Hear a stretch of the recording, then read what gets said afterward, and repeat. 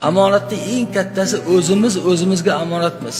Har bir a'zomizning amonatligi bor va buning uchun javob beramiz. Qand kasali bor odam doktor unga roza tutma deyapti. Roza tutgan sari mazasi qochyapti. Yo'q deydi, men roza tutaman deyapti. U amonatga xiyonat qilyapti.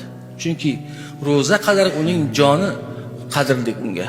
Roza qadar joni unga amonat bo'ladi. Chunki hayotul inson muqaddamun alal farz bo'ladi. Roza farz bo'lsa, hayotni saqlash undan da oldin farz bo'ladi. Yoki mashinani haddan ziyod tez haydayapti, qizil chiroqqa qaramayapti. Tezligini ko'rsatilgandan ziyod qilyapti. Eplayman deyapti, o'ziga ishonyapti. Lekin o'ziga ishongan bilan texnikaga ishonib bo'lmaydi-ku. Temir-ku bir narsa yoki yo'l bir narsa bo'lishi mumkin. O'zining hayot tugul boshqalarning joniga xavf tug'dirishi mumkin. Odamlarning hayoti ham amonat. Farzandlar amonat. Bizdagi tana a'zolarimiz hammasi amonat. Havo, nafas.